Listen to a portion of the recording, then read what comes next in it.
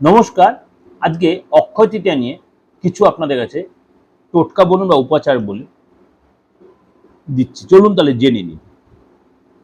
আজকে বলি অক্ষয় তৃতীয়া, এই 1432 সালে অক্ষয় তৃতীয়ার সময়টা কিন্তু আমি বলে দিয়েছি, অবশ্যই আমার চ্যানেলে সার্চ করে সেটা পেয়ে যাবেন।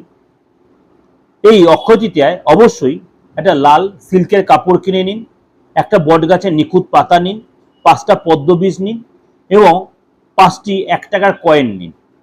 5টা 1 টাকার কয়েন নিন, কাঁচা টাকা যেগুলো বলে সেরকম নিন। এগুলোকে নিয়ে এই শুদ্ধ বস্ত্রে লাল কাপড়ের, লাল যে সিল্কের কাপড়, সিল্ক কাপড়টা সিল্কের হয়, তার মধ্যে এগুলো রেখে অবশ্যই এই মন্ত্রটা পাঠ করুন। ওং গং গণপতায় নমঃ বা ওং গং গণেশায় নমঃ, ওং গং গণেশায় নমঃ, ওং গং গণপতায় নমঃ।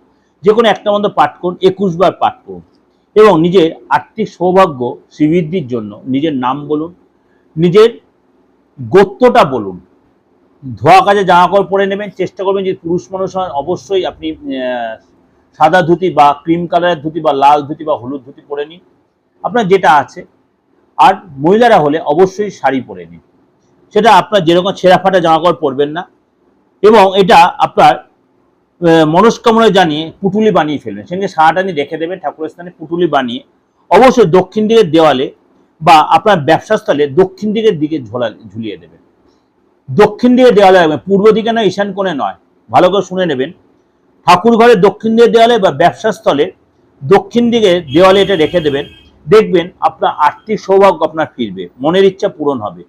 এবং এই যে উপাচারটা এটা করে দেখুন, 21 দিন পর থেকে বা 7 দিনের পর থেকে আপনার জায়গাটা ডেভেলপটা আপনি বুঝতে পারবেন।